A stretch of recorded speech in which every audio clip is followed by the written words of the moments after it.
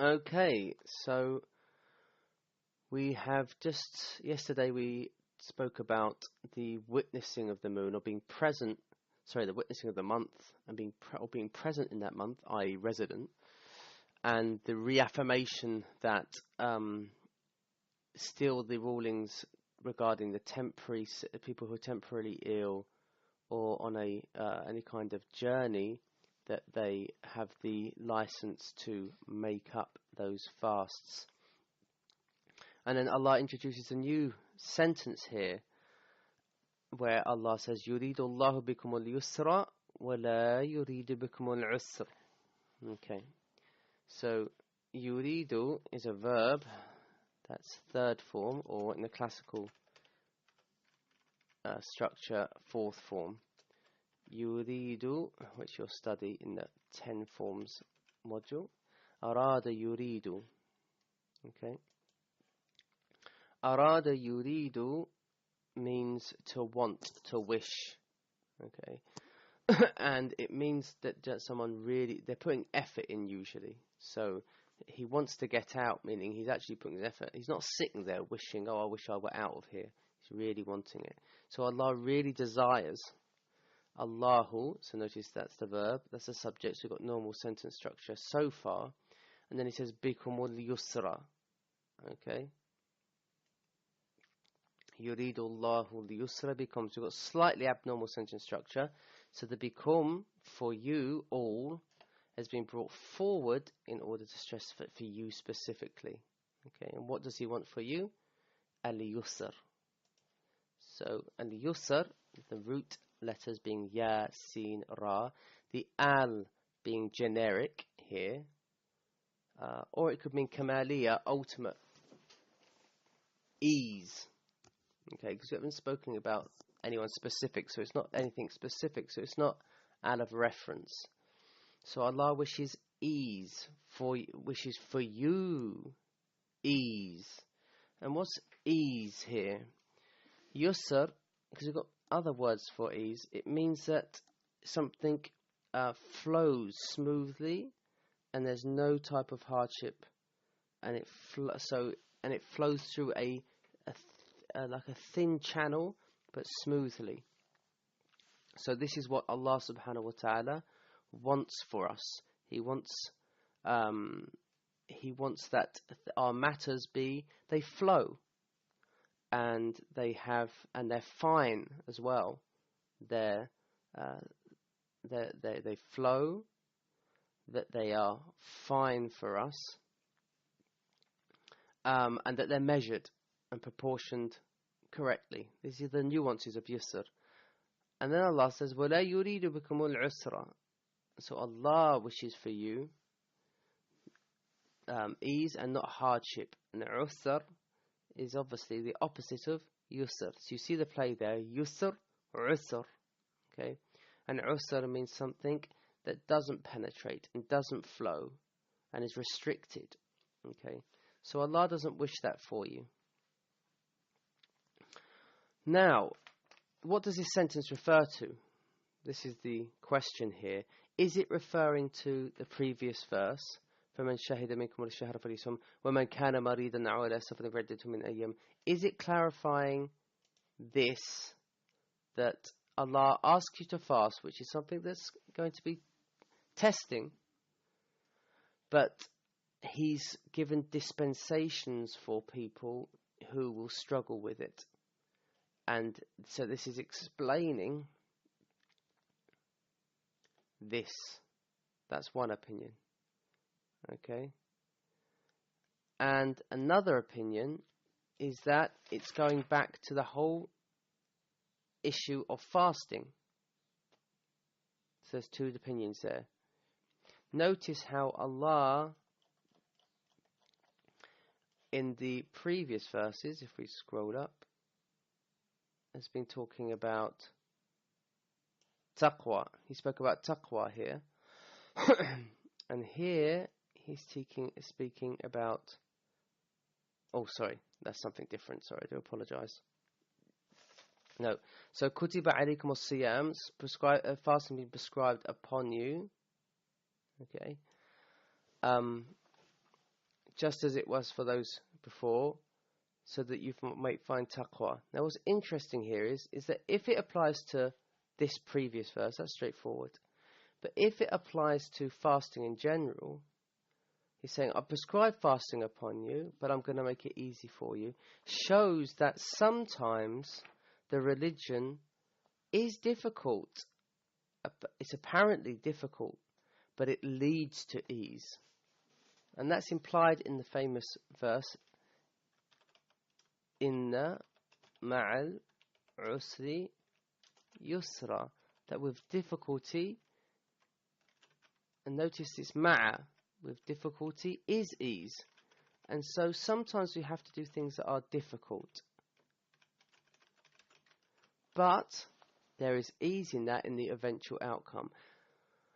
And so this shows that obviously the religion comes to give us responsibilities and to push us. But once we apply these things, life becomes easier. The broader picture becomes easier. And so the religion's not necessarily there to facilitate everything. And people think this sometimes. They think, well, Allah, the Prophet ﷺ chose always the easiest out of two. That what facilitates ease, what leads to eventual ease. And that's the implication of this word yusr as well. That flows to something, there's eventual ease. And so obviously if everything was easy, we wouldn't have prayer, we wouldn't have fasting, we wouldn't have zakah. It's easy, we can do what we want. But no, Allah legislates things that sometimes are a bit of a struggle, and then they lead to eventual ease. If you think about it, that's just a lesson in life. We study hard for many, many years to bring about some ease, so later on in life we have ease. And so Allah wants to facilitate things for us. Okay, He doesn't want to make things restricted and harsh for us. And this is a maxim here, a rule that's very important to understand. Notice also that all the verses so far, to the best of my knowledge, they've been in the passive. Okay, so I've only just picked up on this actually. All of these are passive. Fasting has been prescribed upon you. It's speaking about, it doesn't mention Allah in these verses at all. This is the first verse now that Allah is being mentioned. So the focus is on who. Now these acts that we do, they're trying and testing and they've been prescribed upon us, but who's given it to us? The very one who created us and knows us, the transcendent, the divine, the ultimate being. Allah is the one who... And so notice that shift now. That this is the first verse relating to fasting, where Allah is mentioned explicitly. So that's the first section of this. يُرِيدُ اللَّهُ بِكُمُ الْيُسْرَ وَلَا يُرِيدُ بِكُمُ الْعُسْرَ. Let me just make sure I've covered everything. Yeah, notice obviously that what does this imbibe in us? Imbibes us in a sense of taqwa. And taqwa will give us ease in the next life as well. Okay. Okay, good. So the next bit. So this is a bit more technical now. وَلِتُكْمِلُوا الْعِدَّةَ. This is the next thing. So and الْعَطْف, just meaning it's connected to these. So why has Allah done all this? He's done it to make life easy, matters easy for us. وَلِتُكْمِلُوا الْعِدَّةَ. So tukmila is another form 3 verb, or in a classic structure form 4. Akmala yukmilu. Okay, and akmala, the root kaf mim lam, means to complete something, like the final seal on something. Okay, this is the meanings and nuances of the root kaf mim lam. وَلِتُكْمِلُوا الْعِدَّةَ, and to finally seal the numbers, al-idda, the number, and this is either a jins, i.e. numbers in general, or, this makes more sense to me actually, al-ahdiyya, so meaning out of reference, meaning the days that have passed. Okay, so the iddah could be referring to the month of Ramadan, whether it's 29 or 30, or it could be referring to the days you need to make up those specific days. So does it refer to, like, for example, say you missed fasting, 4 days of fasting, it's referring to the 4 days of fasting that you've got to make up? Or is it referring to the number of the month, i.e. 29 or 31 days? There's two possibilities. وَلِتُكْمِلُوا الْعِدَّةَ. No, notice that's the object of the verb, so it takes a fatha. It's a state of nasb, and its sign of nasb is a fatha. Tukmilu. There's two narrations here. There's tukmilu and tukammilu, and that's the second form. Kammala, yukammilu. So, and yukammilu is more emphatic than akmala. Akmala just means one act sealed and done. Kammala sometimes implies a number of acts repetitively done, and it's just more emphatic and done over time. While this, okay, whilst this is less time implied in this form. Notice it's in the second person, and it's plural because you've got the wow at the end. The noon's gone missing. Why? Because of this lamb. And this lamb could be two possibilities. It could be the lamb. Oh, it could be the lamb. Let's just get lamb of command, or it could be the lamb of reason. Okay, lamb of command puts it into a state of jazm. Okay, so it being such jazm, and its sign of jazm is an emission of the noon, or it could be lamb of reason, which puts a verb into a state of nasb. And the sign of nasb and jazm for verbs that have a suffix at the end, a two-letter suffix, is the same. So it's ambiguous here. Yuridu bikum Allah yusra walitukmilu. So it could mean and complete. So it's a command here. But that's unlikely, because as I said, the lamb of command is usually just used for the third person and first person, because we have a form for the second person which is a command, and so that's unlikely that it's a command. It's more likely that it's lamb of reason, i.e. and in order. So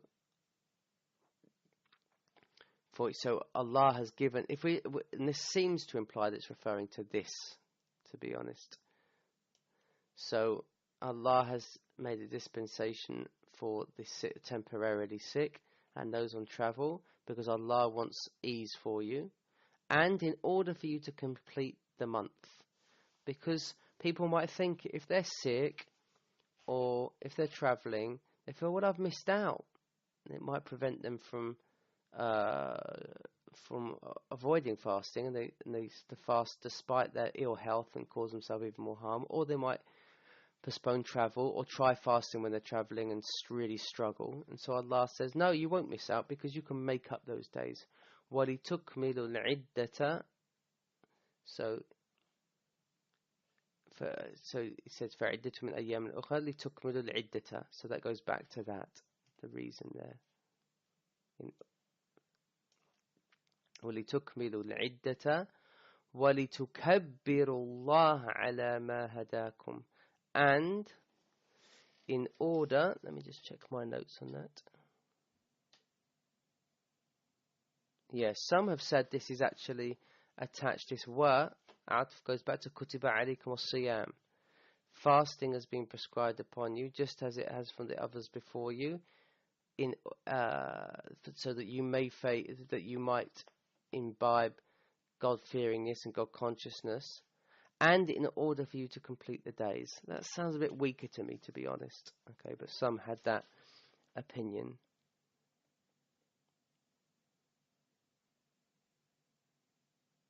Yeah, and so tukmilu implies that it's finished, the month, and you're making it up afterwards. And so the month's completed, so you're not completing the month, you're completing the number after the month has been finished. That's also implications there of the verb kamula, unlike the root tamama, which is another verb that means to complete.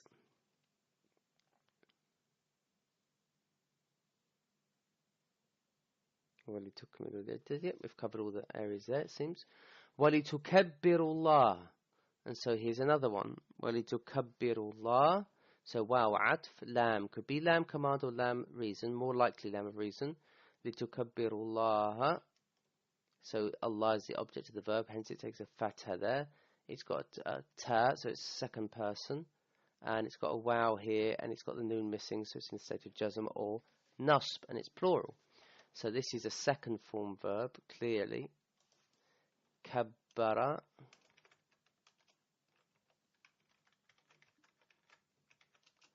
Yukabbiru.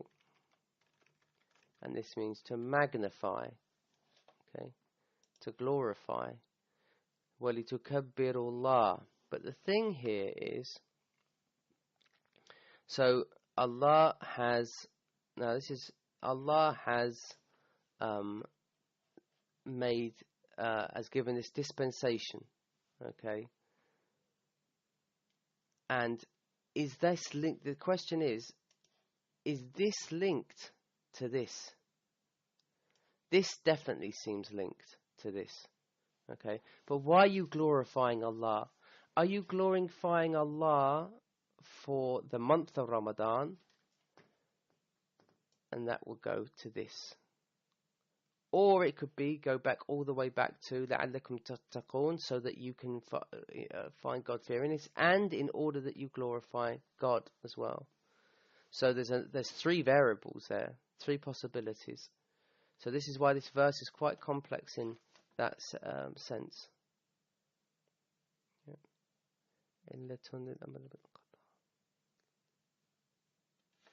So why would you glorify Allah if you're making up the fast? In order that you realize that you are still gaining the same reward as the people who have completed the whole month, and so Allah's not letting you miss out. That's a possibility. Or just a simple glorification for the month of Ramadan, or a simple glory for those who are able to fast the month of Ramadan, or in order that the whole purpose behind fasting is that you find taqwa and that you are able to glorify Allah. See the different translations possible there. Kabbara means to see someone as big, see someone as great, and it's as if they fill up your vision.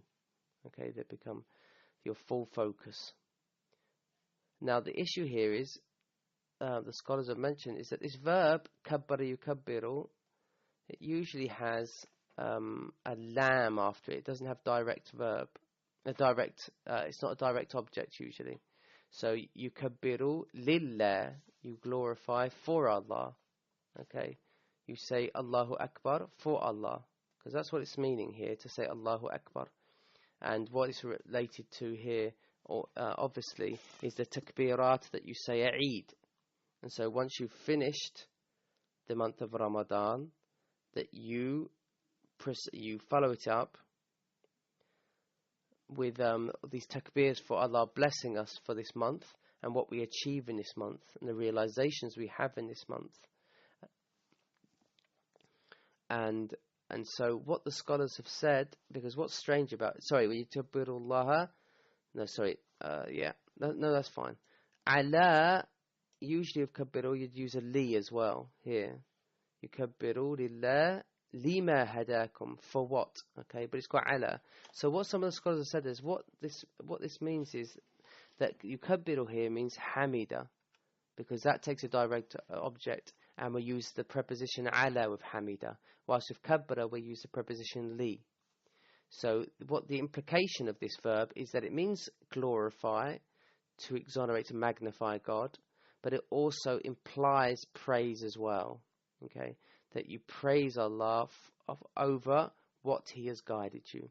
Okay, so that's the richness of this, is that by using a preposition that usually is not used for this verb, it implies another verb that does take that preposition, which is hamida, which means to praise.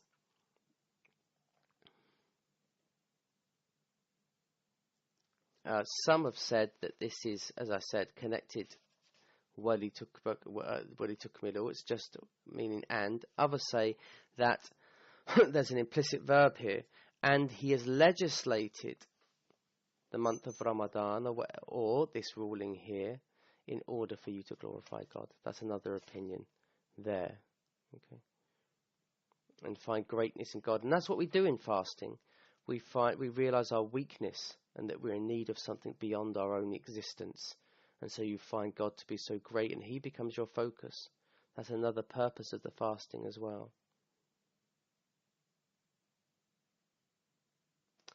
Then Allah says, "Ala ma hadakum ala." Now this ma here could be two possibilities. It could imply that it's a descriptive pronoun, alladhi, or it could be ma mastariya. And if it's ma mastariya, ala ma hadakum means ala hidayatihi lakum. So there's two possible translations of this. I'm struggling to find. Hidayatihi lakum. So let's go with the first one first. So you glorify God and magnify Him over what He over that which He has guided you to. Okay. If we go with that opinion, alladhi, then there should be a pronoun referring back to ma. Do you remember the ruling?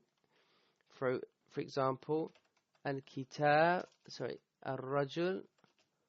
alladhi dhahaba. The man who went. That's fine. We don't need a pronoun in the second sentence going back to it. But if you said ar-rajul alladhi darabtuhu, but if the one being described before is the object of the second sentence or the news, we need a pronoun referring back to it. So, وَلِتُكَبِّرُوا اللَّهَ عَلَى الَّذِي هَدَاكُمْ لَهُ. You'd expect a preposition, la, lam, and the hu, the thing that he's guiding back to. But it's not there. Why has it been omitted? Allah omits these things to make it vast and to make us sort of wonder at what it is that He's guided us to, and to think up and conjure up all those different forms of guidance Allah's guided us to. That's why He's omitted it. Okay? And that the focus is on you, that you've been guided as well. But others said, no, it's ma mastariya. And sometimes Allah omits this pronoun so that both meanings are possible. So it could mean Allah, in order for you to glorify Allah over what He has guided you to, or over His guidance for you. That's the second meaning. Okay, so the ma mastariya means that the ma has replaced the actual noun, the verbal noun, and that implies that it's something constant and firm, using a noun over a verb, but using the verb in there implies that Allah's constantly guiding us every moment. But it's deeply rooted, that guidance as well. Okay, so that's some of the nuances of that. And then he says, وَلَعَلَّكُمْ. So we've got three reasons here. وَلَعَلَّكُمْ, the last one, وَلَعَلَّكُمْ, and perhaps that you may, gives hope, لَعَلَّ, that you may show gratitude continuously and regularly. Notice he uses the verb here, شَكَرَ يَشْكُرُ, to display gratitude, to display thanks for you not missing. Now, if that refers back to this previous verse here, then it's to show thanks that you've not missed out with the others, or that fasting imbues gratitude. Gratitude with the heart, gratitude with the tongue, and gratitude through actions. Notice Allah doesn't mention what you show gratitude for here. He just leaves it open. He doesn't say even Him, so that you just feel this sense of gratitude. It's the focus is on the sense of gratitude rather than who you're showing gratitude to and what you're showing gratitude for. And so these last two here could be, all of them could be referring to just fasting in general, that fasting brings about ease in your life, that fasting is about completing the 30 days, that fasting is about gaining taqwa, that fasting is about glorifying God, and feeling a sense of gratitude within one's heart as well. And notice it started with taqwa and it ends with shukr, because once you exercise taqwa, you just feel this sense of ultimate gratitude within your heart towards Allah subhanahu wa ta'ala for the gifts that He gives you after you embody taqwa. I think we are done. Okay, so there's lots of possibilities open in this verse, and it shows the flexibility of the Arabic language in the Quran itself, that you can derive those many meanings from just one verse. I hope that's clear for everybody. Thank you very much for logging in, and may Allah accept your fast for today. And inshallah we'll meet up hopefully tomorrow as well. I look forward to it. You take care.